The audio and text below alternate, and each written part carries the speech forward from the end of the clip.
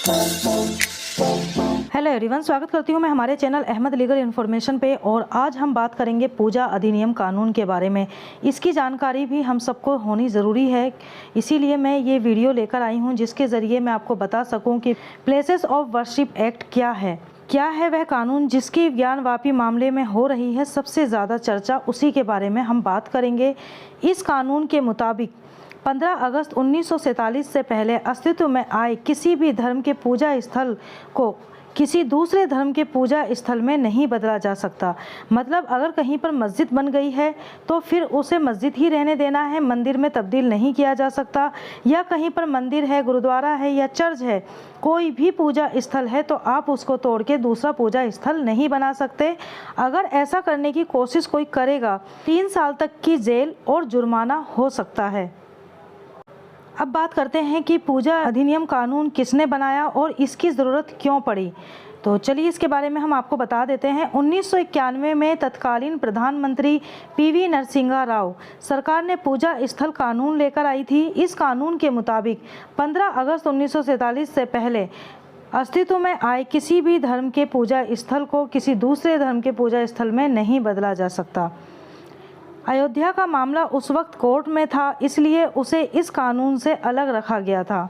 क्योंकि आप सबके मन में ये बात तो ज़रूर आ रही होगी कि जब बाबरी मस्जिद को ध्वस्त किया गया था तो वो 1991 के बाद हुआ, यानी 1 साल बाद हुआ था, तो फिर कैसे कर दिया गया अगर ये कानून लागू करा गया था। तो इसमें यही बताया गया है कि अयोध्या का मामला उस वक्त कोर्ट में था तो इस कानून से उसको अलग रखा गया था। इस कानून में अलग अलग धाराएं हैं। धारा 1 हम आपको बता चुके कि किसी भी धार्मिक स्थल को जो 15 अगस्त 1947 से पहले बना हुआ है उसे नहीं तोड़ सकते। धारा 3 के मुताबिक किसी पूजा स्थल को पूरी तरह या आंशिक रूप से किसी दूसरे धर्म के पूजा स्थल में बदलने पर रोक लगाती है। यहाँ तक कि अधिनियम की धारा 3 किसी भी धार्मिक संप्रदाय के पूजा स्थल के पूर्ण या आंशिक रूप से धर्मांतरण को एक अलग धार्मिक संप्रदाय के पूजा स्थल या एक ही धार्मिक संप्रदाय के एक अलग खंड में बदलने पर भी रोक लगाती है। यानी आप मस्जिद में भी 2 हिस्से नहीं कर सकते हैं या उस मस्जिद को मंदिर या मंदिर को मस्जिद नहीं बदल सकते हैं। धारा 4 क्या कहती है, अब इसके बारे में बात कर लेते हैं। धारा 4 के अनुसार इसके प्रावधान उन मुकदमों, अपीलों और कानूनी कार्यवाही को रोकने की बात करता है जो पूजा स्थल कानून के लागू होने की तिथि पर लंबित थे। इसके साथ ही ये धारा किसी नए मामले को दायर करने पर भी रोक लगाती है। इस कानून की धारा 5 कहती है कि पूजा स्थल कानून राम जन्मभूमि से जुड़े मुकदमों पर लागू नहीं होगा।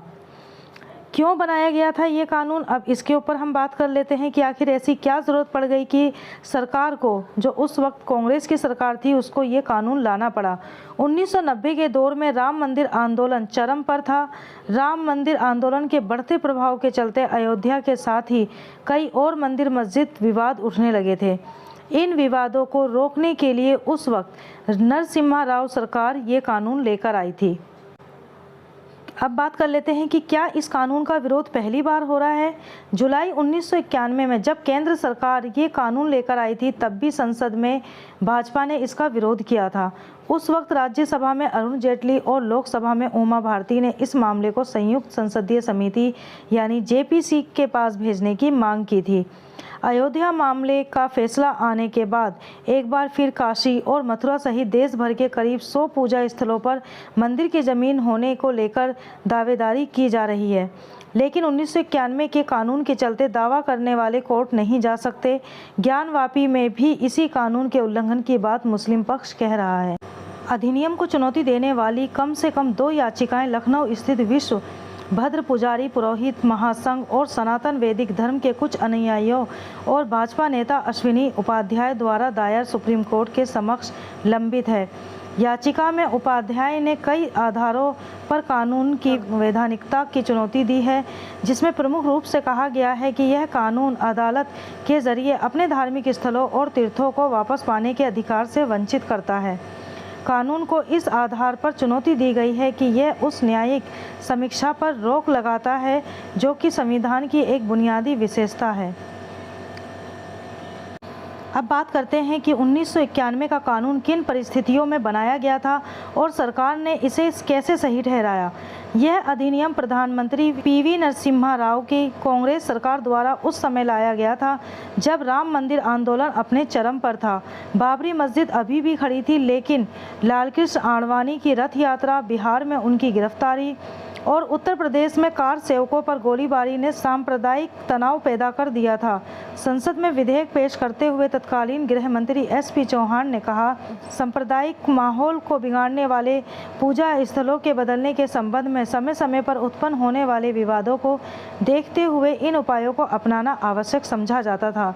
वीडियो में जानकारी अगर आपको अच्छी लगी हो, थोड़ी भी हेल्पफुल हो तो प्लीज़ लाइक कर दीजिएगा, शेयर कीजिएगा और अगर चैनल को सब्सक्राइब नहीं किया है तो चैनल को सब्सक्राइब कर लें। ये मिलते हैं नेक्स्ट वीडियो में, तब तक के लिए थैंक यू।